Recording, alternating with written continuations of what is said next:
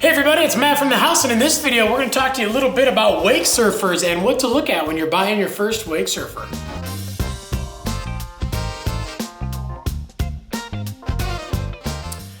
Alright, so you're looking to get out behind your boat and do a little bit of surfing, and obviously it's a huge thing.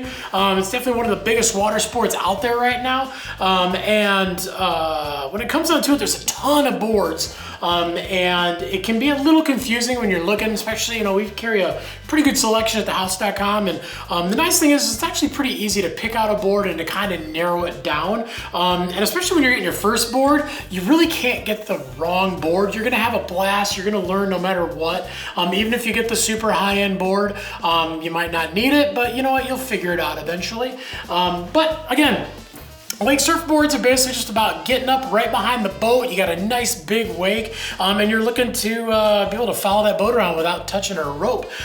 So all these boards are all designed to do that, but they do have some little features that can definitely make it, a little easier for certain kinds of riders. Then once you get a little bit better, obviously giving the performance that you need.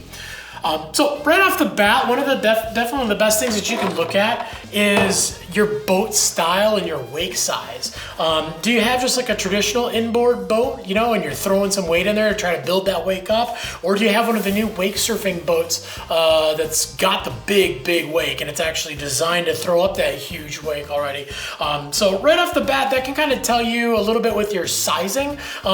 If you are, obviously there's very specific sizes when it comes to wakeboards, and it kind of depend on, I weigh this much and I'm this tall, I should be on this size of a board. But also the wake size has a big factor too. If you've got a smaller wake, you're gonna need a bigger board. Basically these boards, it's all about the volume of the board. And when you're looking at the specs on the website too, you'll see it. It'll be a number with an L after it for liters, because it's basically exactly what we learned, the volume of the board, the length times the width times the height, or in this case, the thickness of the board. So the thicker, wider, and longer the board is, the more board there actually is to hold you up on top of the water. When you get into some of those more expensive boards too that are built like a surfboard, they're super lightweight. That helps a lot with your buoyancy too. So if you do have a more of a traditional style inboard boat, maybe an older one that's not built for wake surfing, and you're gonna load it up with some ballast, some ballast bags to build that wake up, you might want to go with a little bit bigger, more buoyant board, something that has a little bit more volume to it. But again, look at that number, 25 liters, 32 liters, however many liters. Even the board could be shorter, but if it's thicker, it can actually have more volume, just because it's an overall of the length, the width, and the thickness of the board.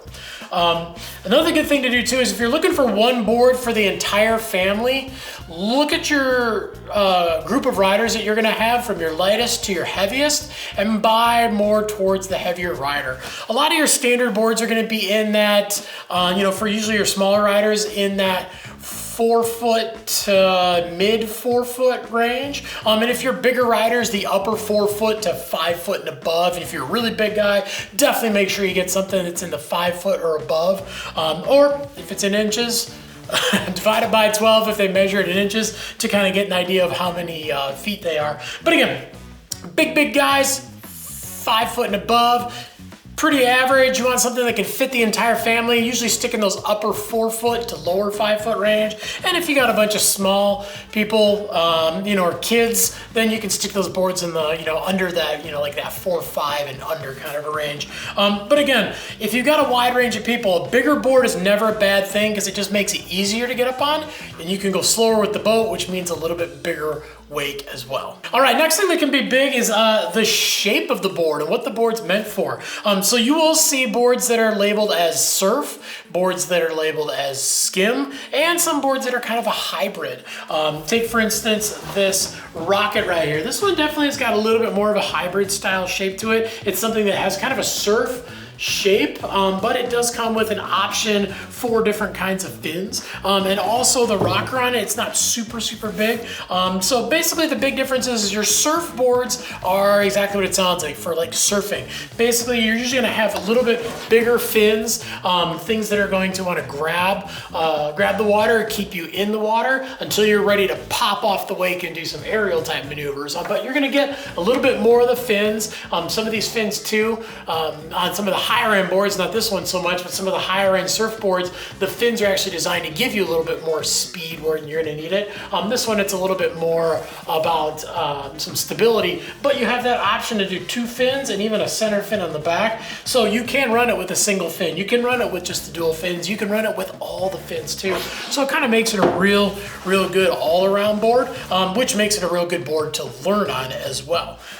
Then we look at obviously like your straight up kind of surf style boards, like this Control Bonito. So this one, obviously, it has somewhat of a skim shape. The skim shapes are usually going to be a little bit more symmetrical. Skim boards are for kind of doing surface tricks and spinning around, you know, on the water, maybe doing shove-its and stuff like that. So they have that shape that's a little closer. It's not twin tip, it's a little closer to a twin tip because there might be times where you're going to be on this board backwards, and also too just a single fin in the back. But this board in general, the Bonito, we have similar skim shape, but we're running mainly those 2 fins on the outside, give you a little bit more speed, give you a little bit more grab so you can really surf the wake. And then obviously we get into, just like I was saying, this Dorado. So this one again has got that twin style shape, single fin setup. This is basically, you know, for those guys that are looking to do more of those surface tricks and want a little bit more nimble board on the water. You also notice the rocker on it, it's not quite as steep. It's a little flatter. So this is something to kind of keep you up on top of the water as opposed to down in the water. The nice thing too is that they do come with a fin, but you can always get different fins. If you want a little bit more grab and you want to, you know, something that if it feels a little too squirrely, you can buy a bigger fin and put a bigger fin on there. Or if you want something that has a little bit easier feel, then you can, you know, throw the smaller fin on it too. But that's the nice thing about the wake surfers is that, you know, you can kind of customize how they feel and how they're going to ride, you know, on the water with, you know, your fin setup and even with your wake setup too, depending on, you know, how you've got your boat weighted.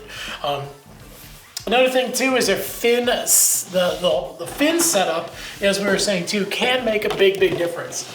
So this Happy Pill, this one has actually got a 4 fin setup. And again, there's definitely, you can ride these things with 2 fins in the back, 2 fins on the side, all 4 fins. This is a higher end board for somebody that's looking to get a little bit more aggressive. And again, usually once you get those fins that are going to be more towards the outside, you're usually looking at a little bit more aggressive board, something that's going to give you a little bit more speed.